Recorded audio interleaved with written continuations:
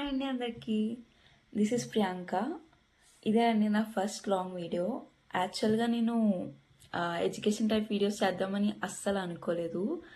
కానీ నేను ప్రజెంట్ అయితే నాకు చాలా ఇన్స్టాలో డిఎమ్స్ వస్తున్నాయండి. ప్రాసెస్ ఏంటక్క, ఏ యూనివర్సిటీ బాగుంటుంది, అప్లై చేసుకునే స్టెప్స్ ఏంటని. సో అందరికీ మెసేజ్ చేయాలంటే కష్టం కదండి ఒకేలాగా. సో క్లారిటీగా ఒక వీడియోలో ఎక్స్ప్లెయిన్ చేద్దాం అనిపించింది.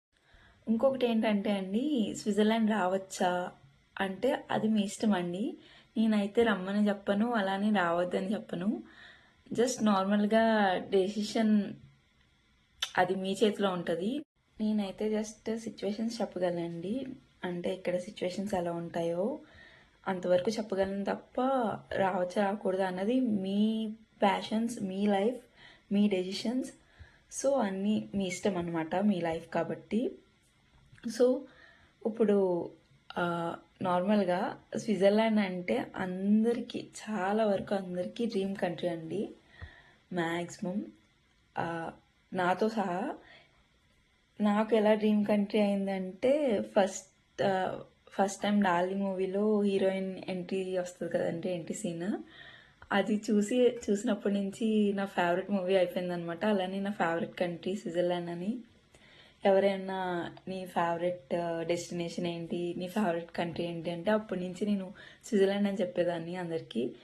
సో నా డెస్టినీ నన్ను మాస్టర్స్ కోసం స్విట్జర్లాండ్ తీసుకొచ్చింది. I don't know, because of god అని నేను నమ్ముతాను. I believe in. ఫైనల్గా I'm living in my dream country అనమాట. సో ఇంకా ప్రాసెస్లోకి వెళ్దాము. నేను అవుట్లైన్ చెప్తానండి, అవుట్లైన్ స్టెప్స్ చెప్తాను. సో దాన్ని బట్టి నిజంగా మీరు ఇంట్రెస్ట్గా ఉండి ఓకే నెక్స్ట్ స్టెప్స్ని బ్రీఫ్గా ఎక్స్ప్లెయిన్ చేయమంటే I will tell in next videos అనమాట. మీకు నచ్చిన యూనివర్సిటీ సెలెక్ట్ చేసుకోండి. మీకు నచ్చిన కోర్స్ బట్టి నచ్చిన యూనివర్సిటీ సెలెక్ట్ చేసుకోండి. సెకండ్ స్టెప్ వచ్చేసి చెక్ అడ్మిషన్ రిక్వైర్మెంట్స్ అనమాట. మీరు ఎలిజిబిలిటీ చూసుకోండి. ఒక్కొక్క యూనివర్సిటీ ఒక్కొక్క అడ్మిషన్ రిక్వైర్మెంట్స్ పెడుతుంది.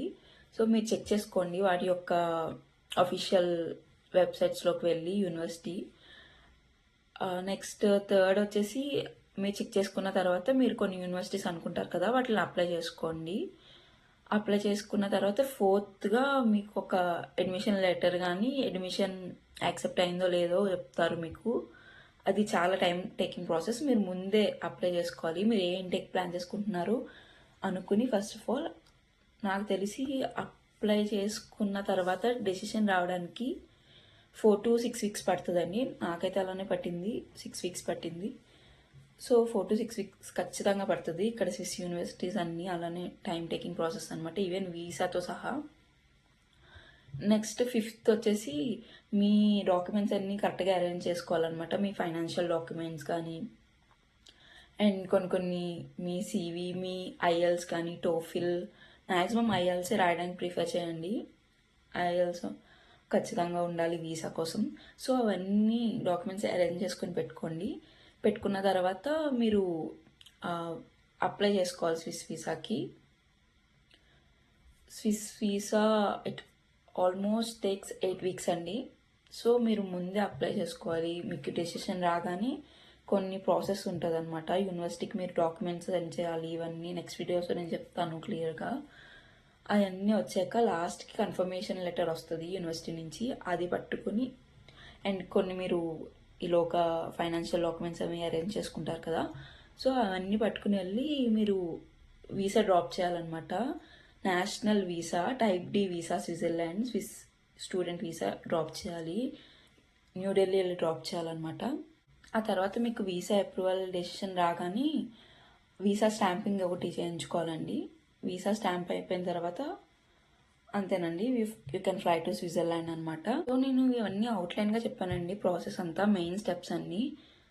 సో మీకు ఇంకా నిజంగా మీకు ఇంట్రెస్ట్ ఉండి ఇంకా స్టెప్స్ డీటెయిల్గా కావాలనుకుంటే కామెంట్ చేయండి కింద.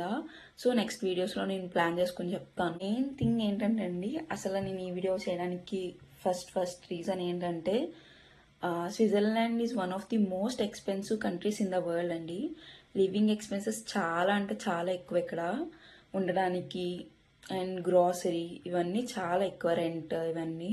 ఇక్కడికి వచ్చాక ఇంకోటి బాగా తెలిసిన విషయం ఏంటంటే అండి, లాంగ్వేజ్ అనేది చాలా ఇంపార్టెంట్ స్విట్జర్లాండ్లో.